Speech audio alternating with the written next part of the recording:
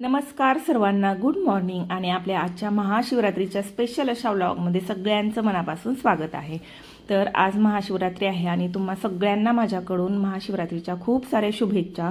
महाशिवरात्रीच्या दिवशी पहाटे 4ला उठून मी 4:30च्या काकडा आरतीला जात असते मंदिरात, पण आज काही तब्येत बरी नसल्यामुळे उठणं झालं नाही, म्हणून घरच्या घरीच आपल्या महादेवाचा अभिषेक करून घेतला दुधाने, त्याच्यानंतर पाण्याने आणि साधी भोळी पूजा करून घेतली. भाव मनात असायला पाहिजे, मंदिरातच जावं म्हणून काही गरज नसते, घरूनही आपण करू शकतो.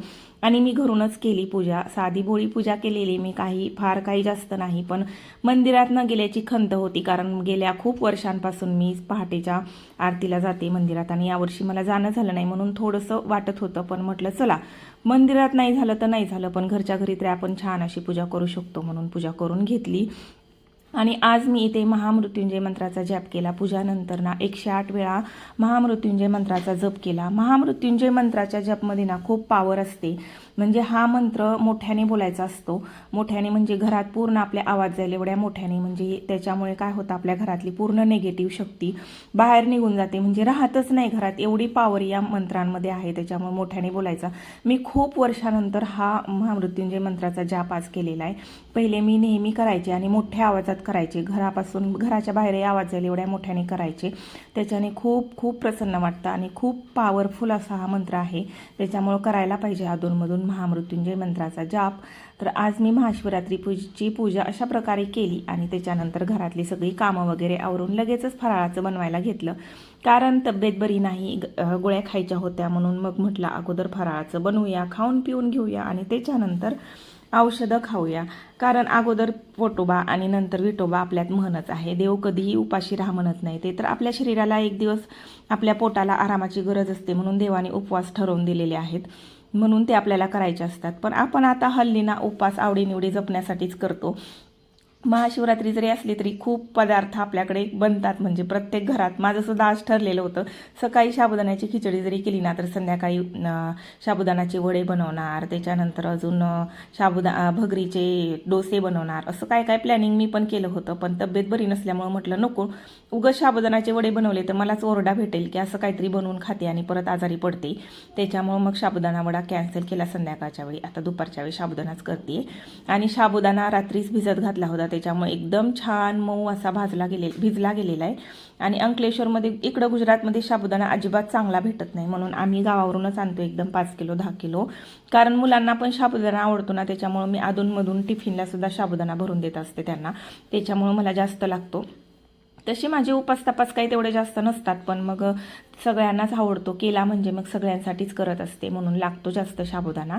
म्हणून साबुदाणा नेहमी स्टॉकमध्येच घरी असतो माझ्या. कुठले पण सण आले की ना बालपणचे दिवस आठवतात. मला पण तसंच होतं की लहानपणी गावाला कसं राहायचं, रताळे उकडायचे, भाजलेले रताळे खायला जास्त आवडायचे, म्हणून चुलीत पाणी तापवायच्या चुलीत गरम गरम राखेत एक रताळं पुरून ठेवायचो आम्ही, त्याच्यानंतर ते रताळं खायला जी मज्जा यायची ना, खूप भारी. असं ते दिवसच वेगळे होते. आता ना रताळे भेटता आणि भेटले तरी पण त्याच्यामध्ये काही चव नव्हता असं राहतं. तर चला, आता जसं असेल तसं असेल. तर मग आज दुपारी असं ते सिंपल सोबर आमचं फराळ, साबुदाणा आणि दही. तर तुमची महाशिवरात्री कशी गेली, तुमच्याकडे महाशिवरात्रीला काय होतं नक्की सांगा. आता खूप सारं नवीन नवीन काय काय निघालेत, रेसिपीज वगैरे सगळ्यांना माहिती पण झालेले, त्याच्यामुळे प्रत्येक घरात वेगवेगळे काहीतरी पदार्थ बनवले जातात. आणि मम्मी होतं ना तेव्हा आमच्या घरी पण असंच बनायचं, पण आता तेवढं जास्त नाही होत. आज पहिल्यांदाच आम्ही संध्याकाळच्या वेळी शिवमंदिरात चाललोय महाशिवरात्रीला दर्शनाला.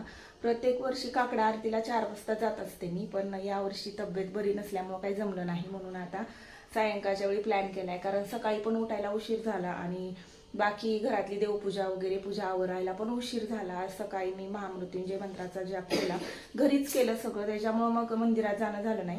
तर आता सायंकाळच्या वेळी जातोय मंदिरात. दरवर्षी नाही, हे मंदिर इथलं फुलांनी सजवलं जातं, ओरिजिनल फुलांनी, खूप छान आणि प्रसन्न वाटतं. यावर्षी का काय माहिती काहीच तिथं केलेलं नाहीये. आणि इथलं शिवलिंग ना बर्फाचं शिवलिंग आहे बघा, तुम्ही बघू शकता, जसं की केदारनाथ मंदिरात आहे ना केदारनाथला, तसंच इथं बर्फाचं शिवलिंग असतं आणि तसंच्या तसं राहतं ते. दिवसभर खूप गर्दी राहते इथं. यावेळी थोडंसं सुनं सुनं वाटते का काय माहिती, डेकोरेशन पण नाही आहे केलेलं तेवढं. आणि बघा रात्री आज मी भगर बनवली, तिखट भगर बनवलेली. मग दीदी म्हटल्या तिखटच कर, गोड नको, कारण गोड मुलांना आणि यांना नाही आवडत. मला आवडते गोड भगर. आणि आज खूप सारं फराळाचे पदार्थ यांनी घेऊन आलेले येता. आणि बघा केळीचे वेपर्स, बटाट्याचे वेपर्स, फराळाचा चिवडा, राजगिऱ्याचे लाडू आणि भगर. सकाळी थोडं सुनं सुनं वाटत होतं, पण आता आज उपास असल्यासारखं वाटतंय. वेगवेगळं आणि खूप काही खायला असलं की उपास असल्यासारखं वाटतं आपल्याला. आता उलटच आहे सगळं. मुलांना पण भारी वाटलं असं वेगवेगळं खायला, छान खायला. त्यांना पण आता उपास म्हणजे खूप सारं खायला भेटतं असंच वाटतंय पोरांना पण.